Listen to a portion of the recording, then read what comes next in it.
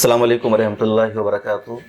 ملت ٹائمز میں خوش آمدید۔ میں ہوں شمس تبریز قاسمی اور میرے ساتھ ہیں آج معروف عالم دین مولانا خلیل الرحمان سجاد نعمانی صاحب۔ سی اے کے خلاف، این آر سی کے خلاف جو ملک کی تحریک چل رہی ہے، اور سب سے بڑی بات یہ کہ خواتین اس تحریک کی قیادت کر رہی ہے، عالمی تاریخ کا پہلا موقع ہے۔ ان تمام ایشو پر ہم مولانا خلیل الرحمان سجاد نعمانی سے بات چیت کریں گے۔ مولانا ملت ٹائمز میں سب سے پہلے آپ کا خیر مقدم ہے۔ بہت شکریہ، بہت شکریہ۔ ہندوستان کی یا دنیا کی تاریخ میں شاید پہلا موقع ہے جب مسلم خواتین سی اے کے خلاف، این آر سی کے خلاف سڑکوں پر نکلی ہے۔ ایک عالم دین اور مسلم اسکالر ہونے کے ناطے آپ اس کو کس طرح دیکھ رہے ہیں؟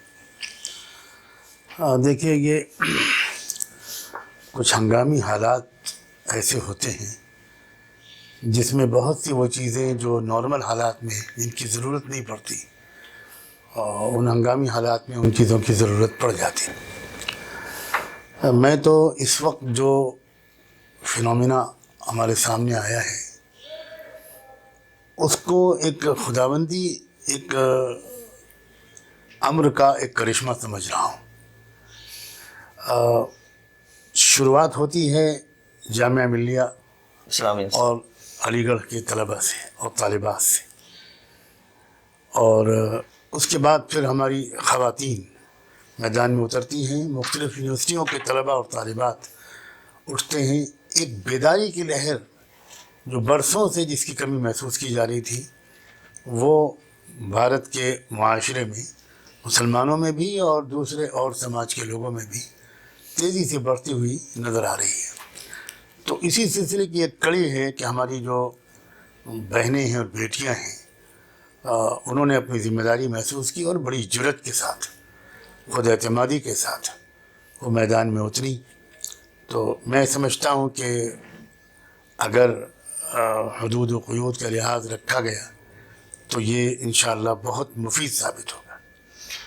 عورتوں کا، خواتین کا آنا اسلام میں کہا جاتا ہے کہ بہت زیادہ خواتین پر پابندی ہے، گھر سے نہیں نکل سکتی، ان کے لیے پردہ لازم ہے، اس لیے ان کو ملازمت کرنے سے، جاب کرنے سے روکا جاتا ہے۔ تو ایسے میں خواتین کا سڑکوں پر نکل کر آنا، میں نے شروع میں اشارہ کیا تھا کہ جو ہنگامی حالات ہوتے ہیں اس میں کچھ چیزوں کو گوارا کیا جاتا ہے کہ گنجائش نکل۔ اچھا، اگر تاریخ کی بات کریں تو کیا جو اسلامی تاریخ ہے یا دنیا کی تاریخ ہے، کبھی ایسا موقع آیا کہ جب اتنی بڑی تحریک کی قیادت خواتین نے کی ہو؟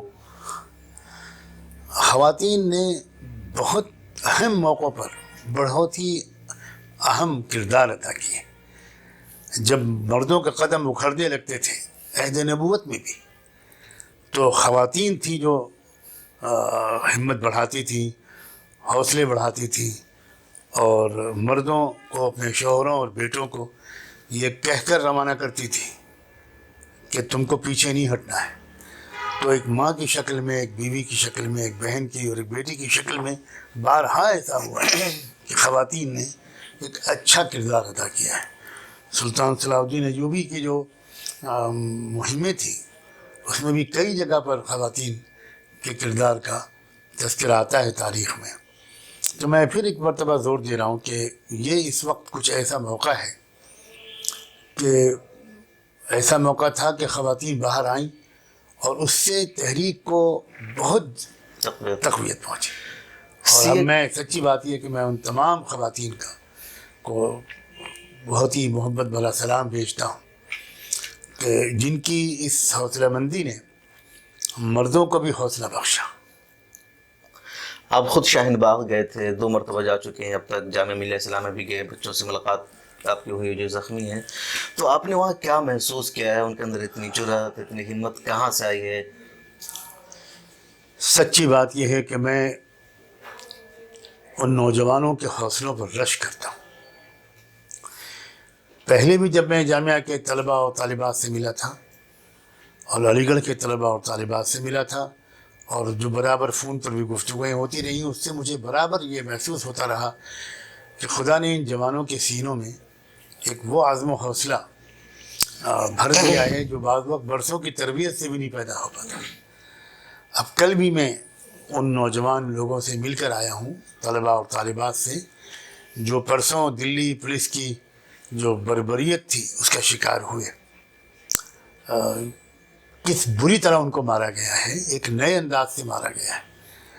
ان کو جوتوں سے ان کے پیٹوں پر لاتیں ماری گئیں، سر پہ لاتیں ماری گئیں، اور ان کے جو پرائیویٹ پارٹس ہیں لڑکوں اور لڑکیوں کے ان پر خاص نشانہ بنایا گیا، اور اندرونی طور پر بلیڈنگ کا شکار ہو گئے وہ لوگ. لیکن میں سلام کرتا ہوں ان کے حوصلوں کو. میری آنکھوں میں آنسو آ گئے جب میں کل نوجوانوں کے زخمیوں کی عیادت کر رہا تھا شفا اسپتال میں اور کچھ ہاسپٹلوں میں. تو ایک نوجوان کی زبان سے بھی کوئی حرف شکایت تو کیا آتا.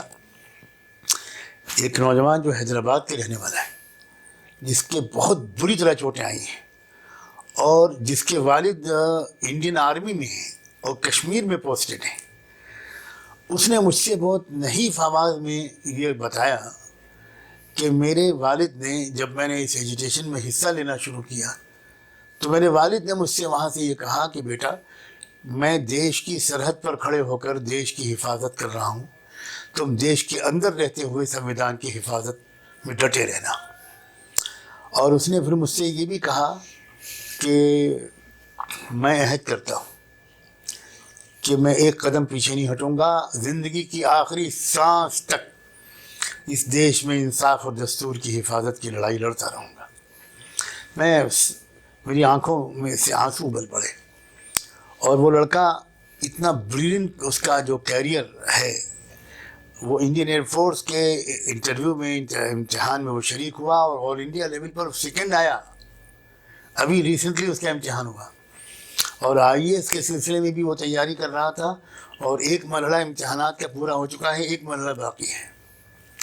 اس کا مطلب یہ ہے کہ بہت ہی ایمبیشیس لڑکا ہے، کریجیس لڑکا ہے، اور وہ دارالعلوم ندوۃ العلماء کا فارغ ہے. یہ بھی اس نے مجھ سے بڑی بات ہے، بڑی بات ہے. اور مگر حوصلہ اس کا عجیب حوصلہ اس کا.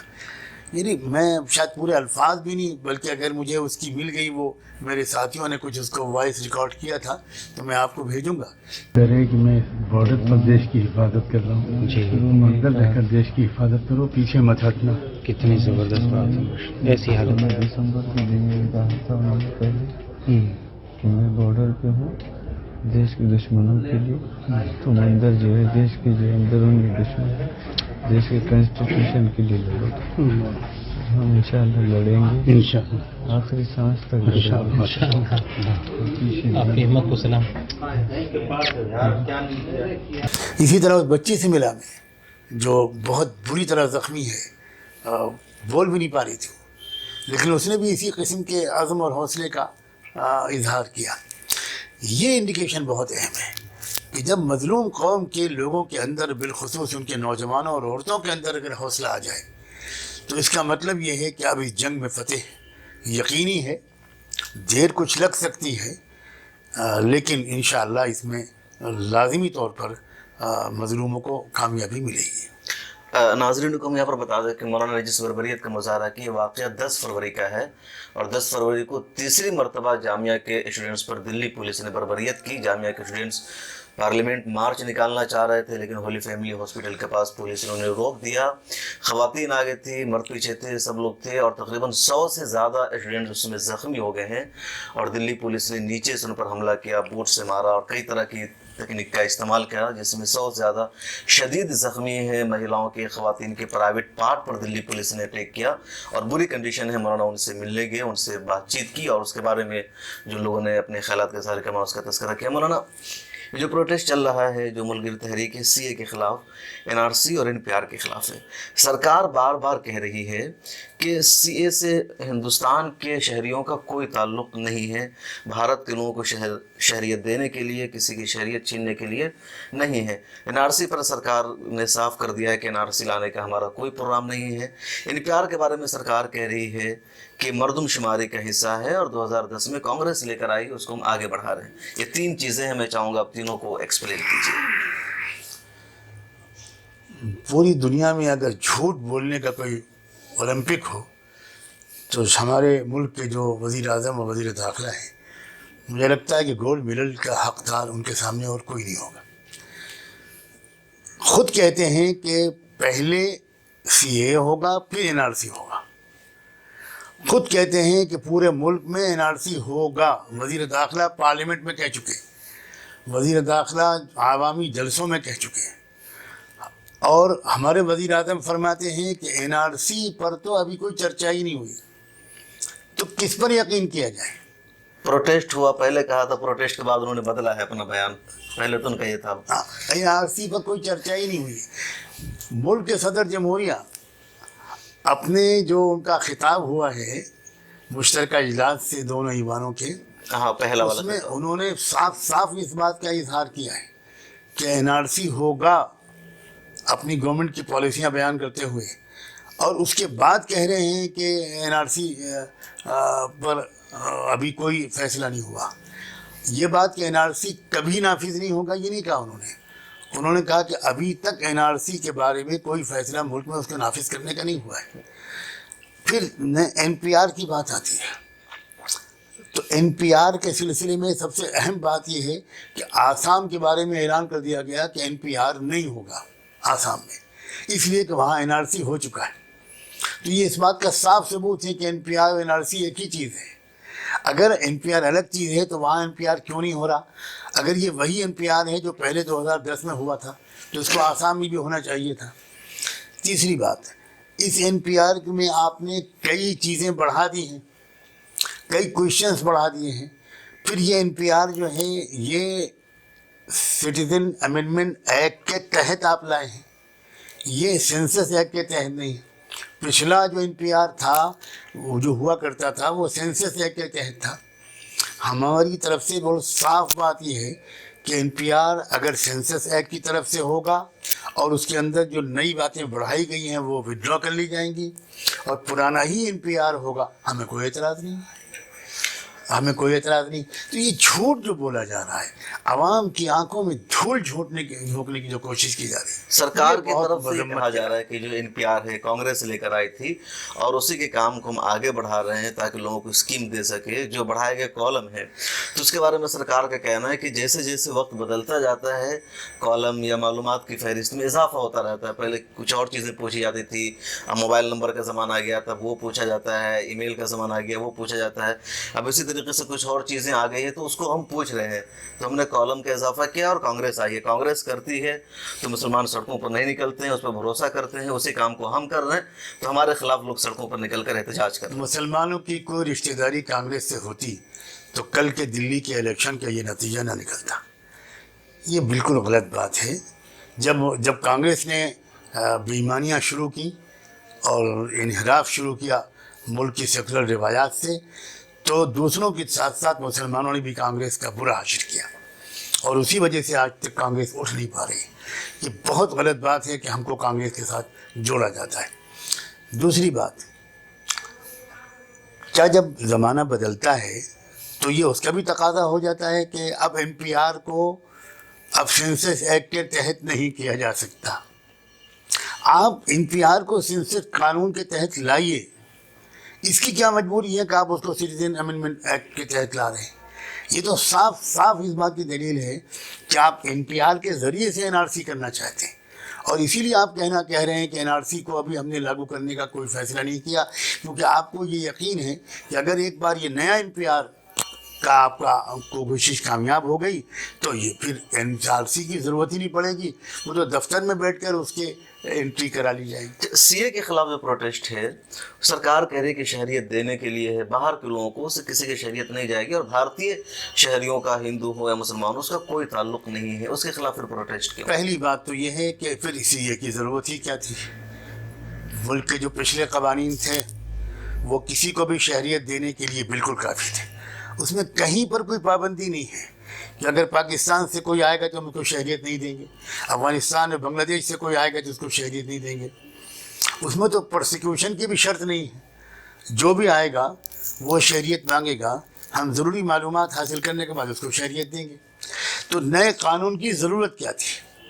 ہم تو اس کی مخالفت اس لیے کر رہے ہیں کہ اس کی کوئی ضرورت نہیں ہے۔ ضرورت ہے اس لیے کہ NRC سے جڑا ہوا ہے وہ CA لانا ان کے پہلے سے پروگرام میں تھا ہی نہیں۔ جب آسام کا تجربہ سامنے آیا اور جب پتہ چلا کہ 14.5 لاکھ تو جو لوگ اس NRC کی لسٹ سے خارج ہو گئے وہ تو ہوئے نان مسلم، ان کی امیدوں کے خلاف، تو ان کو شہریت دینے کا ایک راستہ نکالنے کے لیے انہوں نے دراصل سٹیزنشپ سی اے امینڈمنٹ کو بنایا. پہ لایا. تو سی اے جو غیر ضروری قانون ہے، ہمارا کہنا یہ ہے کہ غیر ضروری ہے. ہم بالکل مخالفت نہیں کرتے کہ آپ کسی ملک سے آنے والے مظلوم کو شہریت دیں. ہاں یہ ہم ضرور کہتے ہیں کہ پھر ٹاملینس کو جو سری لنکا کے ہیں ان کو آپ کیوں نہیں دے رہے، بھوٹان کے لوگوں کو آپ کیوں نہیں دے رہے، آپ اور ملکوں کے مظلوم لوگوں کو کیوں نہیں دے رہے. یہ کیا بات ہوئی کہ آپ نے صرف ان تینوں کا ذکر کیا ہے؟ پھر افغانستان کہاں سے آ گیا؟ اس لیے کہ جو برٹش انڈیا تھا اس میں تو افغانستان شامل بھی نہیں تھا. تو یہ چیزیں مشکوک کرتی نیت کو کہ ان کے سامنے مقصد ہی دوسرا ہے. اور مسئلہ صرف مسلمانوں کا بالکل نہیں ہے، یہ پورے بھارت کے غریبوں، کسانوں، مزدوروں، ایس سی ایس ٹی، آدیواسی، یہ ان سب کو شہریت سے محروم کرنے یا کم سے کم دوسرے درجے کا ایسا شہری بنا کر رکھنے کی طرف ایک قدم ہے کہ نہ ان کو ووٹنگ رائٹ رہے گا، نہ ان کے پراپرٹی رائٹ رہے گا، نہ ان کے اور بھی حقوق ملیں گے. وہ بس ملک میں رہیں گے غلام بن کر، ان کو ووٹ ڈالنے کا کوئی حق نہیں. سی اے اور این آر سی اور ایک ساتھ ملا دیتے ہیں تو آپ خطرہ سمجھتے ہیں اگر این آر سی نہیں بھی ہوتی ہے تو بھی سی اے بذات خود ایک خطرہ ہے؟ سی اے بظاہر خود غیر معقول و غیر ضروری قانون ہے. ہم اس پر زور دینا چاہ رہے ہیں کہ ملک کے دستور میں پہلے سے ایسی تمام گنجائشیں موجود ہیں جن کے تحت کسی کو بھی شہریت دی جا سکتی ہے، پہلے سے دی جاتی ہے. اگر یہ شہریت دینے ہی کے لیے ہے تو ہمیں کوئی اعتراض نہیں ہے. پھر ہم یہ کہنا چاہتے ہیں کہ اس کی ضرورت ہی نہیں ہے. یہ شہریت دینے کے لیے نہیں ہے. سی اے اے اور این آر سی کو ملا کر کسی کو شہریت دینے اور کسی کو شہریت سے محروم کرنے کا ایک جڑواں قانون ہے یہ. اچھا، اس قانون کا، این آر سی اور سی اے کا، مسلمان تو سب زیادہ سڑکوں پر ہے، ان کے ساتھ سب لوگ ہیں چونکہ آئین بچانے کی لڑائی ہے. مسلمانوں کے علاوہ جو دلت ہیں، جو S C S T O B C ہے کہا جا رہا ہے کہ ان پر بھی بہت زیادہ فرق پڑے گا اور ان کا جو ریزرویشن ہے پہلی فرصت میں وہ ختم کر دیا جائے گا اور ایک طریقے سے ایک برہمن واد کی ایک سازش ہے ان کو دوبارہ غلام بنانے کی. دیکھیے یہ حسن اتفاق سے ایک تو یہ ہوا کہ وزیر داخلہ نے اس کو جس طرح پیش کیا اس سے یہ میسج چلا گیا کہ یہ صرف مسلمانوں کے خلاف ہے. اور پھر اسی کو میڈیا نے دہرانا شروع کیا. تو وہ تو بھلا ہو جامعہ ملیہ اور علی گڑھ کے نوجوانوں کا کہ انہوں نے اس ایجیٹیشن کو اٹھا کر مسلمانوں کو یہ سوچنے پہ مجبور کیا کہ بھئی یہ معاملہ کتنا سیریس ہے. لیکن وہ لوگ میڈیا کے دھوکے میں رہے، وہ یہ سمجھتے رہے سی ایس ٹی کے لوگ اور اکثر ان میں عام لوگ کہ ہم سے اس کا کوئی تعلق نہیں ہے، یہ مسلمانوں کے خلاف ہے. لیکن جیسے جیسے دن گزرتے چلے جا رہے ہیں، جو ایس سی ایس ٹی اور اپریس کلاس کی کو اپلفٹ کرنے والی دیگر آرگنائزیشنز ہیں، بڑے بڑے سنگٹھن ہیں، وہ اس پر اب پوری گراس روٹ پر محنت کر رہے ہیں اور اپنے عوام کو یہ سمجھانے کی انتھک محنت کر رہے ہیں کہ یہ مسلمانوں کے خلاف جتنا ہے اتنا ہی ہمارے تمہارے خلاف بھی ہے. تو یہ سمجھ اب عام ہوتی چلی جا رہی ہے. ابھی اس پر اور محنت کرنے کی ضرورت ہے. بٹ ایسا دیکھ نہیں رہا. ان کے جو لیڈرز ہیں، چند چہرے ہیں، وہ آتے ہیں، اسٹیج شیئر کرتے ہیں، سب جگہوں پر جا رہے ہیں، سرکار کے خلاف بول رہے ہیں، لیکن جو ان کی عوام ہے ان میں کوئی بیداری نظر نہیں آ رہی. میری ان کے لیڈرز کے ساتھ مسلسل میٹنگز چل رہی ہیں اور کل بھی ایک ایسی میٹنگ ہے جس میں ان کے کچھ لیڈرز شریک ہوں گے. تو وہ پورا ایک اس بات کی پورا پلان بنایا گیا ہے کس طرح گاؤں گاؤں جا کر ان کے عوام کو سمجھایا جائے. ان کے لیڈرز بھی اس سلسلے میں فکر مند ہیں. میں یہ بہت رسوخ سے کہنا چاہتا ہوں، ان کے لیڈرز بھی یہ بات مان رہے ہیں کہ ہمارے عوام ابھی تک نہیں سمجھ پا رہے ہیں. تو اب ان کو اور ہم کو مل کر یہ کوشش کرنی ہے. مجھے لگتا ہے کہ بہت زیادہ دن تو نہیں لگیں گے، البتہ محنت بہت پڑے گی. جیسے پہلے بھی دلتوں کے ساتھ کئی سارے لیڈر کے ساتھ میٹنگ ہوئی ہے، آپ بھی اس میں شریک رہے ہیں، تو ان سب میٹنگ میں کن مدعوں پر بات چیت ہوئی، کیا پلاننگ ہوئی تھی؟ دیکھیے، ایس سی ایس ٹی سماج کے اندر بیداری پھیلانے کی کوشش ہو رہی ہے اور ان کو یہ سمجھانے کی کوشش ہو رہی ہے کہ نہ مسلمان تمہارے دشمن ہیں، نہ تم کو مسلمانوں کا دشمن ہونا چاہیے. دراصل ایک ویوستھا ہے، ایک برہمنیکل جو سسٹم ہے وہ ہم سب کا دشمن ہے. وہ ہم سب کو آپس میں لڑا کر اپنا ہی الو سیدھا کرنا چاہتا ہے. تو یہ جو فہم ہے ڈاؤن دا لائن جتنی زیادہ عام ہوتی چلی جائے گی مسلمانوں میں بھی اور ان مظلوم طبقات میں بھی، اتنا ہی بھارت کے اندر امن و انصاف کے قائم کرنے کی کوششوں کو طاقت ملتی جائے گی۔ اس پروٹیسٹ کے باوجود سرکار کہہ رہی ہے کہ ہم 1 انچ پیچھے نہیں ہٹیں گے، اب جتنا چاہو احتجاج کر لو، سی اے کو کسی بھی حال میں ہم واپس لینے والے نہیں۔ جملے کہے جا رہے ہیں تو جو پروٹیسٹر ہیں ان کا حوصلہ کمزور ہوگا، وہ کب تک سڑکوں پر بیٹھے رہیں گے؟ 2 مہینہ شاہین باغ کو ہو گیا اور اس طرح ہر جگہ ایک لمبی مدت ہو مجھے ایسا لگتا ہے کہ اس طرح کے جملوں سے کہ ہم 1 انچ پیچھے نہیں ہٹیں گے، حوصلے بہت بڑے ہیں، اس لیے کہ جو لوگ پروٹیسٹ کر رہے ہیں وہ اتنے سمجھدار ہیں کہ وہ یہ سمجھ رہے ہیں کہ یہ کہنے کی ضرورت ان کو کیوں پڑ رہی ہے۔ ان کو بھارت کے سماج کا دباؤ محسوس ہو رہا ہے، اس لیے اس کو ریزسٹ کرنے کے لیے اور اپنے لوگوں کی منوبل کو بڑھانے کے لیے وہ اس طرح کے جملے بول رہے ہیں۔ لیکن سچی بات یہ ہے کہ یہ تو حوصلے بلند کرنے والا جملہ ہے اور حوصلہ پست کرنے والا جملہ ہرگز نہیں ہے۔ بٹ 2 مہینے ہو چکے ہیں، کوئی اثر نہیں دکھائی دے رہا ہے، تو یہ لڑائی کب تک چلے گی؟ کب تک لوگ اسی طرح احتجاج کرتے ہیں؟ دیکھیے جو سسٹم کی تبدیلی ہوتی ہے وہ برسوں کی لڑائی چاہتی ہے، اور آپ دیکھ رہے ہیں کہ ہر جگہ سے ایک ہی نعرہ اٹھ رہا ہے، ہم کیا چاہتے ہیں؟ آزادی۔ تو آزادی کی لڑائی 2 مہینے میں نہیں جیتی جاتی، آزادی کی لڑائی تو برسوں چلتی ہے۔ اچھا، جو لڑائی مجھے امید ہے مجھے امید ہے کہ اب جس طرح کا حوصلہ اور بیداری لوگوں میں آئی ہے وہ لمبی مدت تک ریزسٹنس کے لیے تیار ہیں۔ یہ جو لڑائی ہے، جو مومنٹ ہے، ہندوستان میں کئی سارا مومنٹ چلا ہے سسٹم کے خلاف، سرکار کے خلاف۔ جے پرکاش نارائن کا مومنٹ تھا، یا انا ہزارے کا مومنٹ آیا، لوہیا کا مومنٹ تھا۔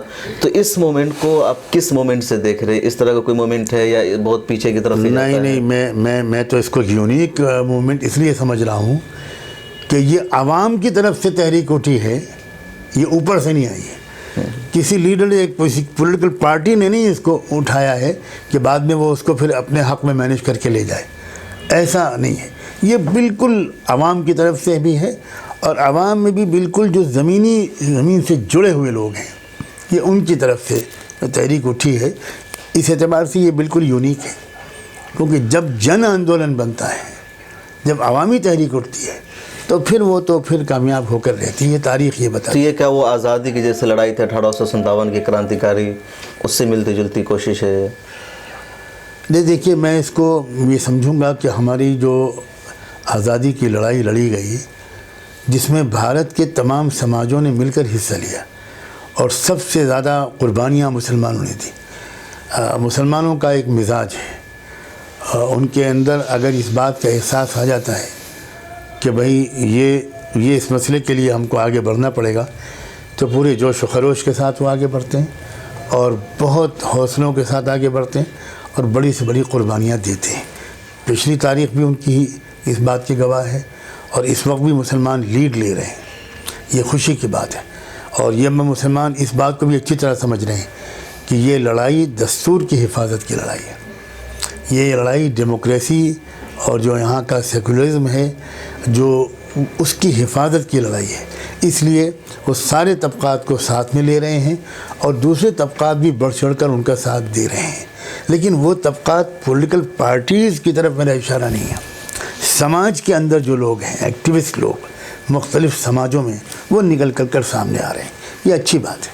اچھا، جو پورا موومنٹ چل رہا ہے، تحریک چل رہی ہے، کب تک چلے گا اندازہ نہیں ہے، لیکن اس تحریک میں جو مسلم قیادت ہے یا مسلم تنظیمیں ہیں، جن کو کہا جاتا ہے کہ مسلمانوں کی قیادت کرتے ہیں یا مسلمانوں کے ٹھیکیدار ہیں، آل انڈیا مسلم پرسنل لا بورڈ ہو، جمعیت علماء ہند ہو، ملی کونسل ہو، مشاورت ہو، ان سب کا ابھی کوئی کردار سامنے نظر نہیں آ رہا ہے۔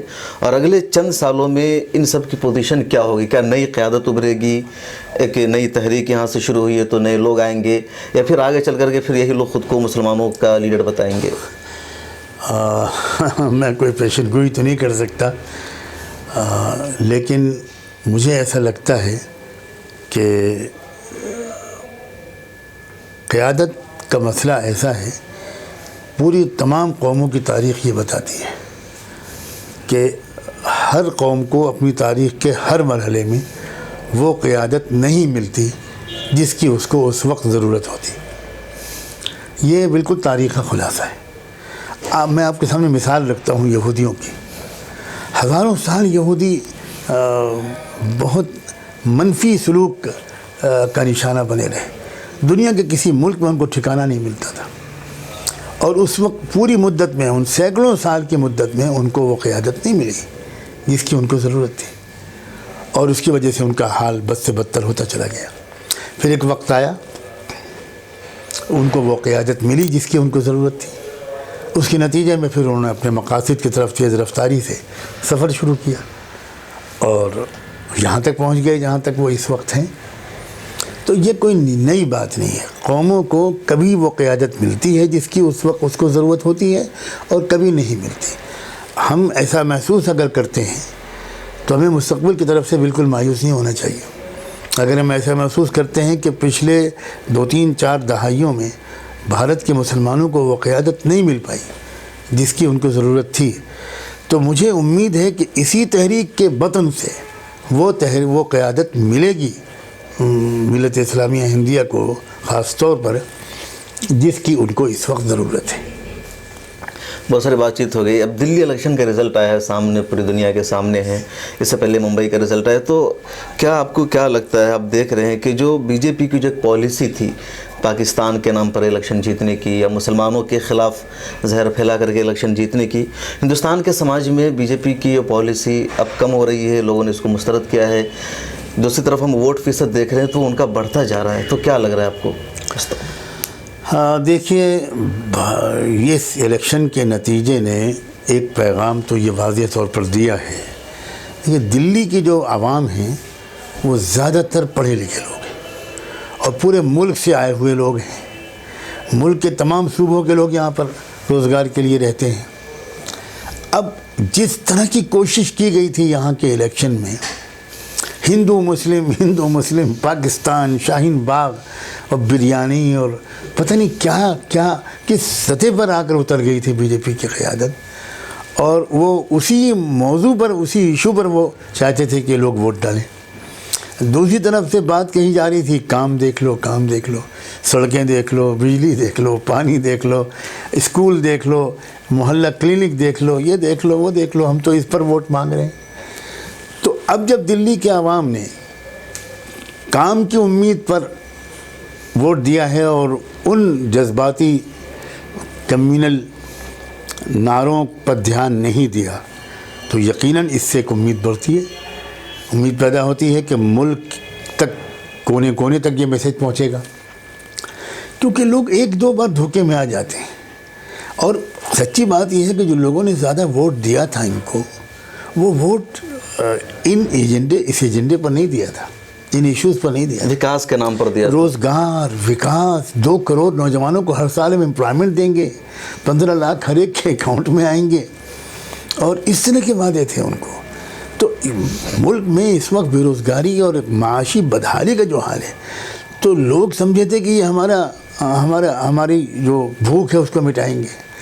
اب کسانوں کی خودکشی کے ریشو بڑھتا چلا جا رہا ہے، اور ایک نئی بات یہ ہے کہ نوجوان بے روزگاری کی وجہ سے بہت بڑی تعداد میں خودکشی کر رہے ہیں، جس کی خبریں میڈیا میں اتنی نہیں آ رہی جتنی ہو رہی۔ یہ بہت افسوسناک طرز ہے کہ ہمارے نوجوان جو ہمارا مستقبل ہے وہ بیچارے خودکشی کرنے پہ مجبور ہو رہے ہیں۔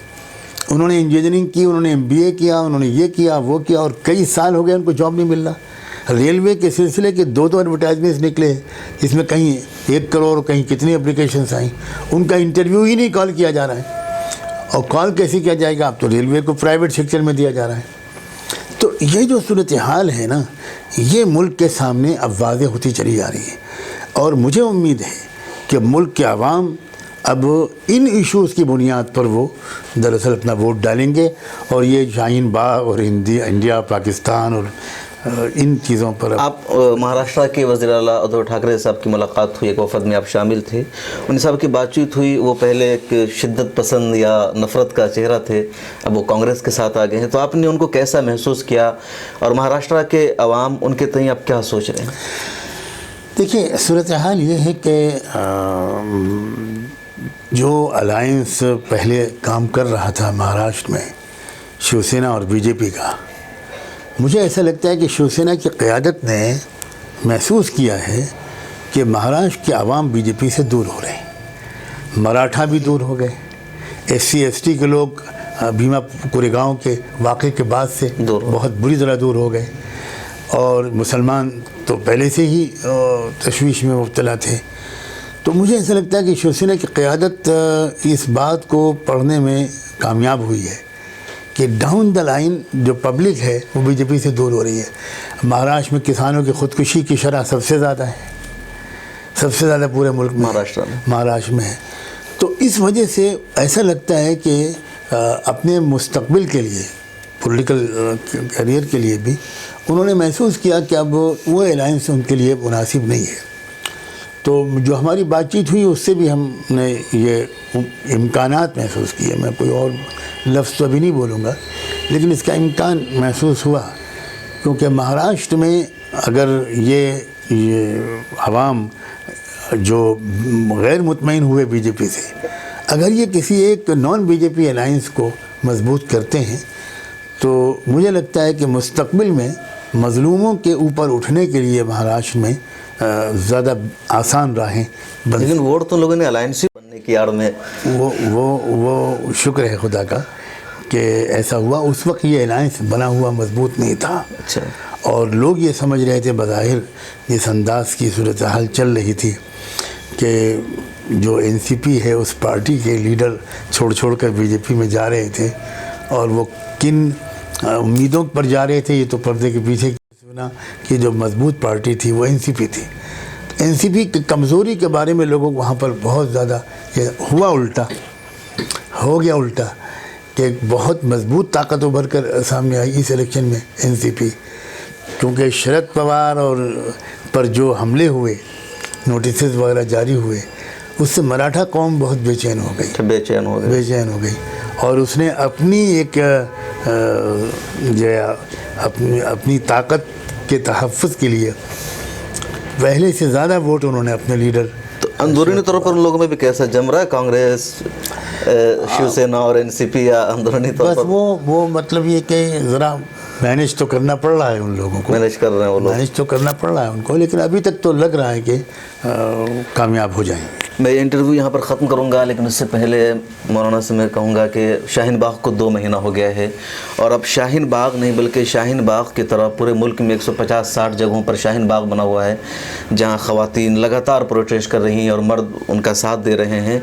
اور کب تک کی لڑائی چلے گی؟ ان کے نام آپ کا کوئی پیغام تو آپ؟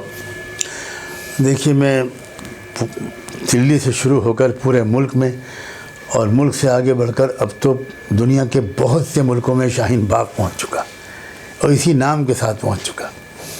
میں ان سب کو اور ان کے علاوہ جہاں جہاں جو لوگ اس وقت ملک میں دستور کی حفاظت کے لیے پروٹیسٹ کر رہے ہیں، کوششیں کر رہے ہیں، ریلیاں نکال رہے ہیں، میں ان سب کو سلام کرتا ہوں اور ان سے یہ اپیل کرتا ہوں کہ وہ قانون کے دائرے میں رہتے ہوئے اور پرامن طریقے پر ہر قسم کے تشدد سے، وائلنس سے بچتے ہوئے اپنے احتجاج کو جاری رکھیں، اور یقین رکھیں کہ یہ ایک لمبی مدت کی لڑائی ہے، اور یہ اس کی پورے آثار ہیں کہ اس لڑائی میں مظلوموں کو فتح حاصل ہوگی۔